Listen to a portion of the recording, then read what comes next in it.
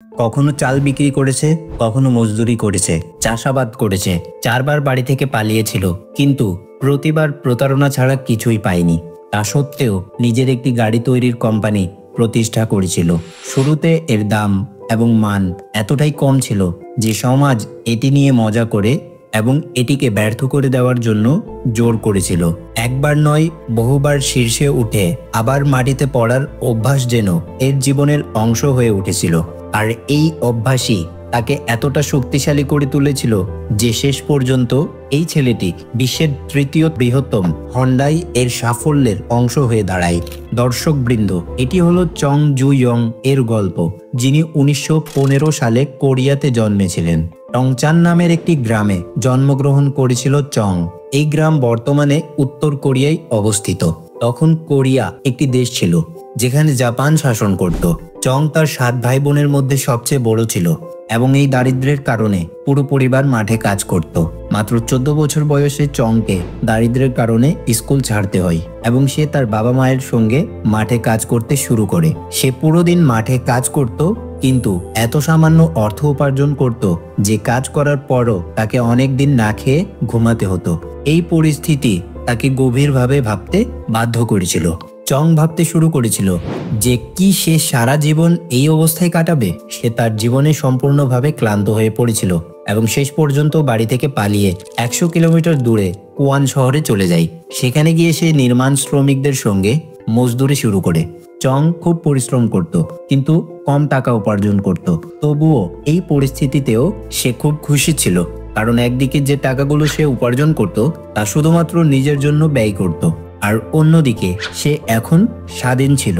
তবে এই স্বাধীনতা মাত্র 2 মাস স্থায়ী হয়েছিল। তার বাবা মা, যারা তাকে খুঁজছিলেন, কুয়ান শহরে এসে খুঁজে বের করে গ্রামে ফিরিয়ে নিয়ে যান। চং এর জীবন যেন এখান থেকেই আবার নতুন করে শুরু হলো।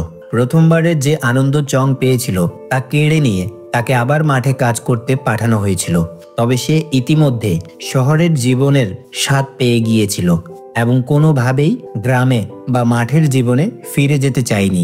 এরপর সে আরো 2বার পালানোর চেষ্টা করেছিল, কিন্তু ধরা পড়ে আবার গ্রামে ফিরে এসে কাজ করতে বাধ্য হয়েছিল। 1 বছর এমন ঘটল যে ফসল খুব কম হলো এবং পুরো গ্রামের খাদ্যের অভাব দেখা দিল। এমনকি অনেকদিন না খেয়ে থাকতে হয়েছিল। চং ভাবল এবার অনেক হয়েছে, সে আর এখানে থাকতে পারবে না। তাই সে 4র্থবার বাড়ি ছাড়ার সিদ্ধান্ত নিল, পালানোর পরিকল্পনা করতে লাগলো। আর এবার এটি তার শেষ চেষ্টা ছিল। এবার সে পালিয়ে সিওল শহরে পৌঁছে গেল, যা আজকের দক্ষিণ কোরিয়ার রাজধানী। যেন সে তার জীবনের লক্ষ্য স্থির করে নিয়েছিল যে গ্রাম ছেড়ে শহরে বসবাস করতে হবে, যে কোনো কাজ করেই হোক। সিওলে এসে সে কোনো কাজ বাদ দেয়নি। নির্মাণ কাজে মজদুরি করেছে, কারখানার শ্রমিক হিসেবে কাজ করেছে, এমনকি পরিষ্কার পরিচ্ছন্নতার কাজও করেছে। তার একটি বিশেষ গুণ ছিল, যে কোনো কাজ খুব পরিশ্রম এবং মনোযোগ দিয়ে করত। কিছুদিন পর সে একটি চালের দোকানে ডেলিভারির কাজ পেল। সে এখন মানুষের বাড়ি বাড়ি চাল ডেলিভারি করতে শুরু করলো। তার কাজের জন্য দোকানের বিক্রি অনেক বেড়ে গেল এবং দোকানের মালিক খুশি হয়ে চংকে দোকানের ম্যানেজার বানিয়ে দিলেন। এটি ছিল তার প্রথম চাকরি, যেখানে তাকে শ্রমিকের কাজ করতে হয়নি। অল্প সময়ের মধ্যেই সে দোকানের বিক্রি আরো অনেক বাড়িয়ে ফেললো। এই সময়ের মধ্যে দোকানের মালিক অসুস্থ হয়ে পড়লেন এবং দোকান চালানোর উপযোগী আর থাকলেন না। তাই তিনি সামান্য মূল্য দোকানটি চং এর কাছে বিক্রি করে দিলেন। মাঠে কাজ করা, 4বার বাড়ি থেকে পালানো এই ছেলেটি মাত্র 22 বছর বয়সে নিজের দোকানের মালিক হয়ে গেল। নিজের দোকানে চং খুব পরিশ্রম করলো এবং অল্প কিছুদিনের মধ্যেই তার চালের দোকানটি এলাকার সেরা দোকান হিসেবে পরিচিত পেল। সে খুব খুশি ছিল, কিন্তু তখন একটি ঘটনা ঘটল যা তার এই সামান্য সুখকে আবার দুঃখে পরিণত করতে চলেছিল। 1937 সালের 7 জুলাই জাপানের এক সৈনিক মার্কো প্যালো ব্রিজের কাছে কোথাও নিখোঁজ হয়ে যায়। তাকে খুঁজে বের করার জন্য জাপানি সেনারা চীনের ভূখণ্ডে তল্লাশি চালানোর অনুমতি চেয়েছিল, কিন্তু চীন সেই অনুমতি দিতে অস্বীকার করে। এতে 2 পক্ষের মধ্যেই সংঘর্ষ শুরু হয়, যা ইতিহাসে দ্বিতীয় চীন জাপান যুদ্ধ নামে পরিচিত। একটি ছোট্ট ঘটনাকে কেন্দ্র করে শুরু হওয়া এই যুদ্ধ পরবর্তী 8 বছর ধরে চলতে থাকে, যার ফলে জাপান এবং কোরিয়াতে চালের মারাত্মক সংকট দেখা দেয়। তখন কোরিয়া জাপানি সাম্রাজ্যবাদী সেনাবাহিনীর অধীনে ছিল। এই কারণে জাপানি সরকার পুরো জাপান এবং কোরিয়ার চালের দোকানগুলো নিজেদের নিয়ন্ত্রণে নিয়ে নেয়, যাতে চালের সংকট মোকাবিলা করা যায়। এই দোকানগুলোর মধ্যে চংয়ের চালের দোকানও ছিল এবং ফলে সে আবার বেকার হয়ে পড়ে। তার 2 বছরের কঠোর পরিশ্রম, সঞ্চয় সবকিছু শূন্যে পরিণত হলো। কিন্তু চং হাল ছাড়েনি। সে এমন একটি কাজ খুঁজতে শুরু করলো যা তাকে আবার নতুন করে শুরু করার সুযোগ দেবে। যে ব্যবসার উপর জাপানি সেনাবাহিনী দখল করতে পারবে না, এমন একটি কাজ করার পরিকল্পনা চং করতে থাকে। অনেক ধারণা ছোট করে দেখার পর সে একটি গাড়ি মেরামতের দোকান খোলার সিদ্ধান্ত নেয়। তবে সমস্যা ছিল, চং এর কাছে এই কাজ শুরু করার মতো সামান্য অর্থও ছিল না। সে 3000 ওনের একটি ঋণ নেয় এবং অ্যাডো সার্ভিস নামে একটি নতুন ব্যবসা শুরু করে। কিন্তু যা ভেবেছিল তার ঠিক উল্টো হলো। বলা হয়, বিপদ আসার আগে কোনো ইঙ্গিত দেয় না। চং এর নতুন গ্যারেজে হঠাৎ আগুন ধরে যায়। শুধু গ্যারেজই নয়, সেখানে রাখা সমস্ত গাড়িও আগুনে পুড়ে যায়। সমস্ত ক্ষতির দায়ভার চং এর উপর পড়ে। কঠিন বিপদে পড়েছিল চং। 3000 ওনের ঋণ এবং গ্রাহকদের ক্ষতির পরিমাণ উভয়ই তাকে পূরণ করতে হতো। কিন্তু সে হাল ছাড়েনি। আবার 3500 ওনের ঋণ নিয়ে দ্বিতীয়বারের মতো একটি গাড়ি গ্যারেজ খুলল। ধীরে ধীরে সে সমস্ত ক্ষতি পূরণ করতে সক্ষম হলো। এরপর চং তার ব্যবসার বৃদ্ধি দিকে মনোযোগ দিল। পরবর্তী 2 বছর ধরে তার গ্যারেজ দ্রুত উন্নতি করলো।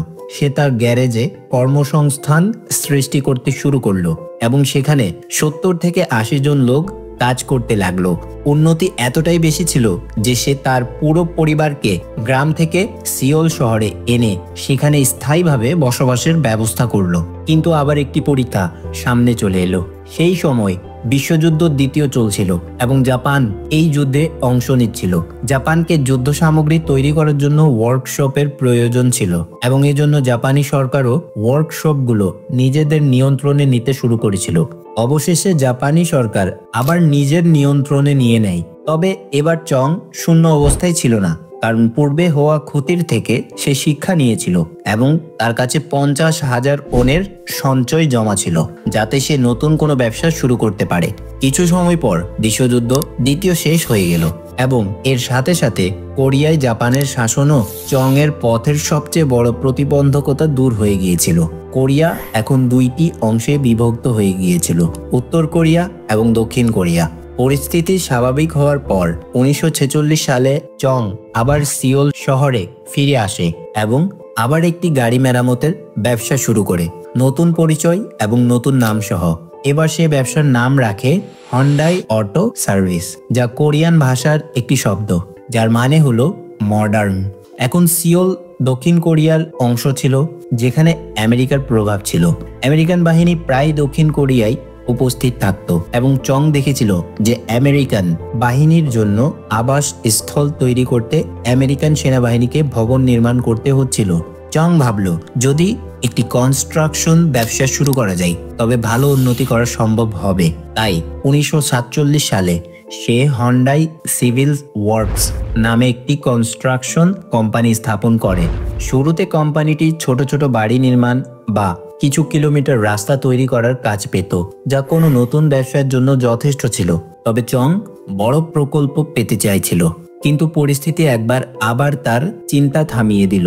1950 সালের 25 জুন সোভিয়েত ইউনিয়নের সাহায্য নিয়ে উত্তর কোরিয়া দক্ষিণ কোরিয়ায় আক্রমণ চালায়।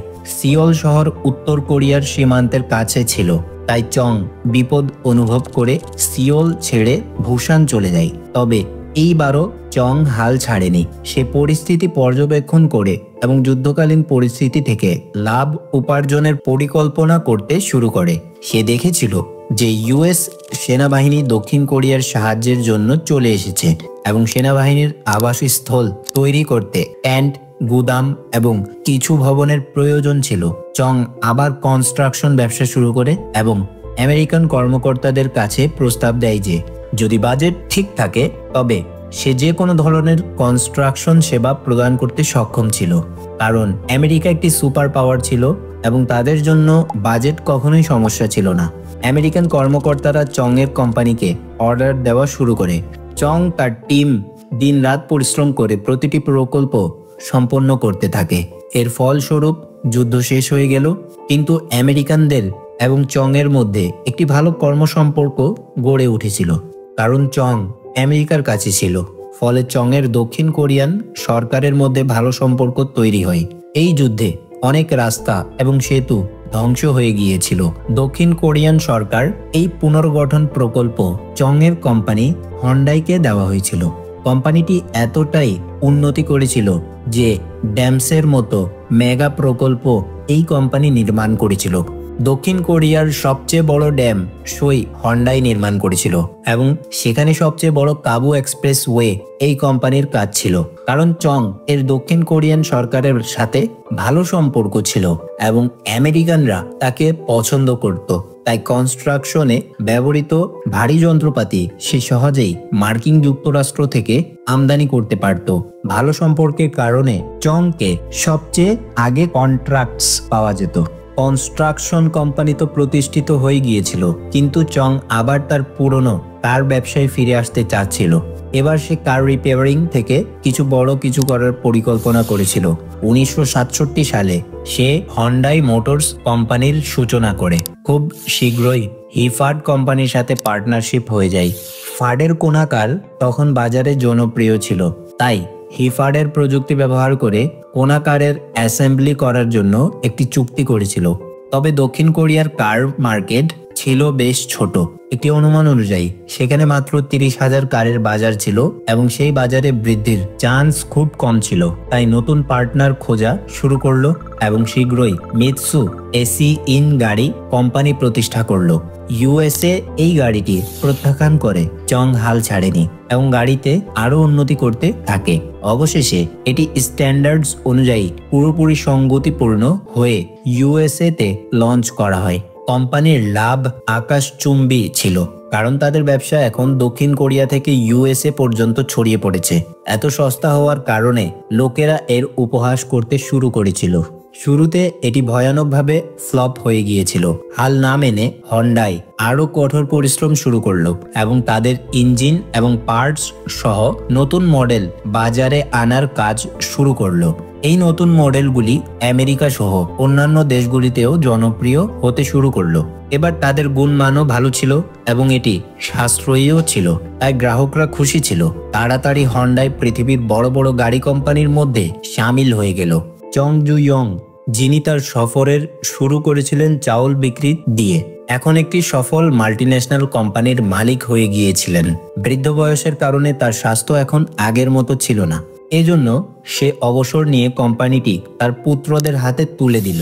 2001 সালে চং এর মৃত্যু হলো এবং সে তার পেছনে পৃথিবীর তৃতীয় বৃহত্তম গাড়ি প্রস্তুতকারক কোম্পানি রেখে গেল। তবে হন্ডাই সম্পর্কিত কিছু সততা রয়েছে যা হয়তো আপনি আগে জানতেন না। হন্ডাই কোম্পানির লোগো প্রথম অক্ষর এইচ কে প্রতিফলিত করে না, বরং দুটি মানুষকে প্রতিনিধিত্ব করে যারা একে অপরকে হাত মিলিয়ে দাঁড়িয়ে আছেন। একজন কোম্পানির প্রতিনিধি এবং অন্যজন সন্তুষ্ট গ্রাহক। সো এই ছিল আজকের ভিডিও। দেখা হবে পরবর্তী কোনো চমৎকার ভিডিওতে।